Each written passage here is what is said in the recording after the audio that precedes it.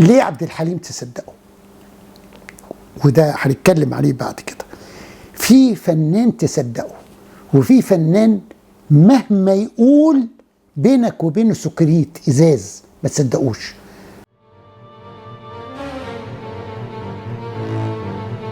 شريف عارف مصر، صفحات يقلبها معكم الكاتب الصحفي شريف عارف.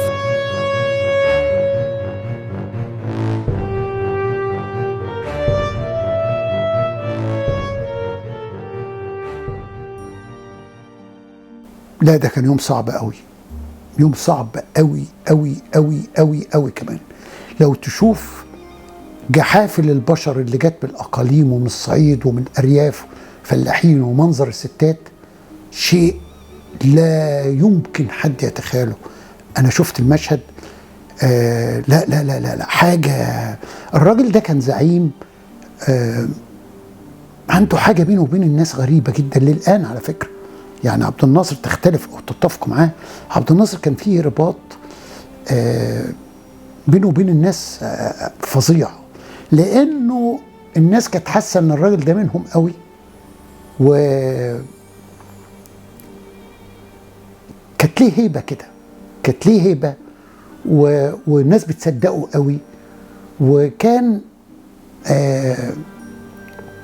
هو عنده قدرات خاصة كمان في إنه يصور نفسه قاعد يفطر ببيجامة، وقاعد يفطر جبنة قريش، وبيبوس في الفلاحين، وبيعمل حاجات أنا بعتقد إن دي قربته من الناس قوي. وعشان كده كانت جنازته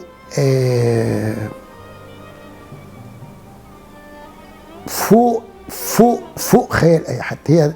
هي مصنفة من ضمن الجنازات الأكثر ازدحاما في تاريخ الجنازات يمكن في العالم. عبد الناصر كانت أحلامه كبيرة قوي، عبد الناصر كان خيالاته كبيرة قوي.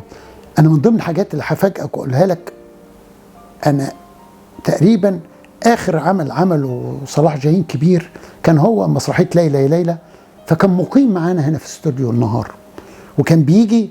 فمرة قعد يتكلم على عبد الناصر ولقينا دموعه بتنزل، لأنه وقال كلمة غريبة جدا. قال لي عبد الناصر خلانا سبقناه في الحلم، لأنه كان حالم جدا، بيحلم وعنده قدرات على أنه يسيطر على الجماهير، ودي صفات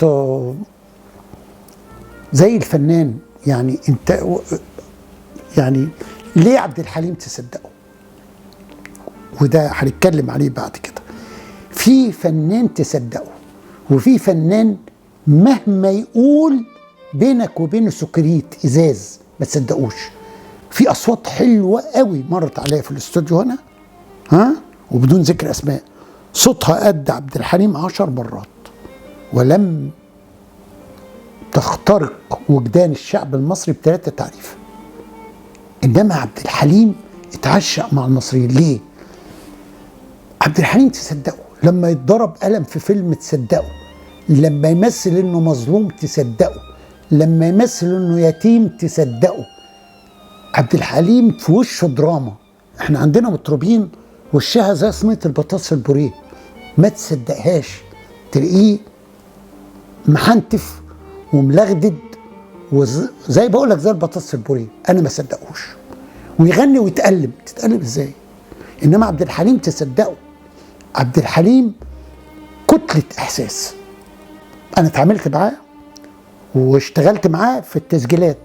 انا خدت قرار ان انا ما بصورش حاجه لحد. انا اشتغلت مع كل مطربين مصر تقريبا او 90% منهم، انما اصور هو محمد نوح بس اللي صورت معاه. عبد الحليم كان شخصيه شديده الذكاء، شديدة الذكاء. عبد الحليم جيل يعني، ويمكن أثر في وجدان الشعب المصري. وتلاقي ستات كبيرة كده دلوقتي لما قابلها بتقول لك احنا حبينا على عبد الحليم، احنا عشنا الحب في أفلام عبد الحليم. وبعدين كان بيعمل أعمال كانت لسه السينما بتشتغل من بطن الشعب المصري ووجدان الشعب المصري وحواديت الشعب المصري. انت دلوقتي مع احترامي للجميع وما بغلطش في حد، انت بتعمل ايميتيشن للي بيحصل في الغرب. انت بتعمل افلام مطاردات في بلد ما ينفعش تجري فيها اكتر من 100 جوه البلد، ما تقدرش تمشي فيها اكتر من 50 جوه البلد، او ما تقدرش تمشي فيها اكتر من 30، وتعمل لي مطاردات وتاخد العربيات بقى وتروح مدينه الانتاج الاعلامي في الشارعين فاضيين، ولازم تقلب لي عربيه خضار والعربيه تتقلب وكلام طيب قوي صدقوا الناس الطيبه وتقتنع بيه. انما السينما اما تشوفها، اما تشوف قنديل ام هاشم بيتكلم على الاصاله والمعاصره، اما تشوف صرصره فوق النيل بيتكلم عن النكسه واثارها علينا، ويخرجوا مخرج عبقري زي حسين كمال، دي السينما. اما تشوف خان الخليلي، اما تشوف الزوجه الثانيه، اما تشوف شيء من الخوف وينتجوا فنان اسمه صلاح ذو الفقار، ايه ده؟ فين السينما دي؟ اما تشوف يا اخي فيلم استعراضي زي غرام في الكرنك، او الفيلم الثاني بتاع علي رضا، الافلام دي انت تعرف تعمل فيلم استعراضي كده دلوقتي؟ اجازه نص السنه مثلا تعرف تعمل فيلم كده؟ اعتقد لا، لان الافلام دي كانت بتاخد مجهود ضخم جدا وميوزيكال، وتلاقي واحد زي علي اسماعيل، وموضوع المزيكا بقى والفرق بين المزيكا الحقيقيه والمزيكا زي الفرق بين النقد والنقد الانطباعي، الحاجات العجيبه اللي عندنا دي. لا، في مزيكا حقيقيه زي علي اسماعيل وزي اندريا رايدر والناس دي كانت بتعمل شغل حقيقي. انت دلوقتي اي حد بكيبورد كده وبيعمل شويه موتيفات ويعمل مصاحبه للاحداث، حاجه مصاحبه للاحداث، يعني مطارده، يعني حاجات انا اشتغلتها وشفتها. ومع ذلك عندنا موسيقيين عباقره، عندنا راجح داوود وعندنا عمر خيرت وعندنا موسيقيين عباقره عملوا افلام يعني جامده جدا. بس الغالبيه عندنا مواضيع بعيده عن الناس، تقليد لافكار غربيه. يعني كثير من افلام تتحدث عن القتل والعصابات والتهريب وتجاره المخدرات والبلطجه. لا يعني انت اما تعمل فيلم عن البلطجه ده لازم يبقى كل سنتين مثلا، انما لا. وبعدين تيجي بقى تعمل الممر وتعمل الاختيار وتعمل. طب ما احنا عندنا قدرات، وعلى فكره احنا عندنا ممثلين جامدين جدا جدا جدا جدا جدا. البلد اللي جابت محمود البليجي، والبلد اللي جابت سعاد حسني، والبلد اللي جابت، هقول لك واحد اتظلم جدا، كوميديان من اخطر الكوميديانات اللي مرت على مصر، عبد المنعم ابراهيم. البلد اللي جابت ستيفان روستي، البلد اللي جابت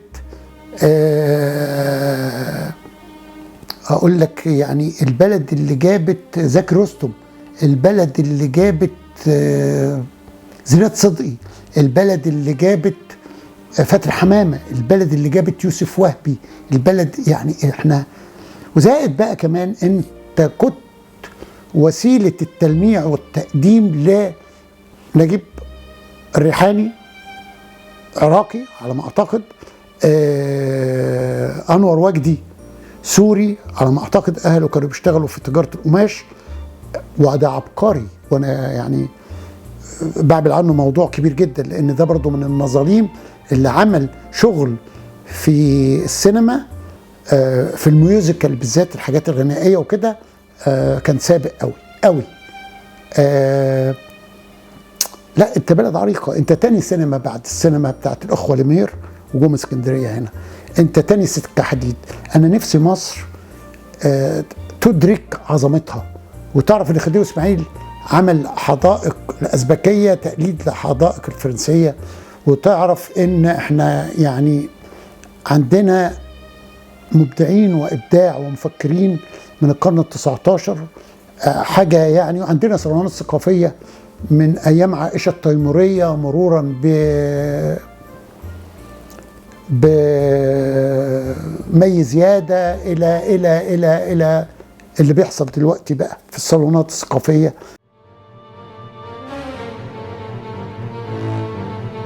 شريف عارف مصر، صفحات يقلبها معكم الكاتب الصحفي شريف عارف.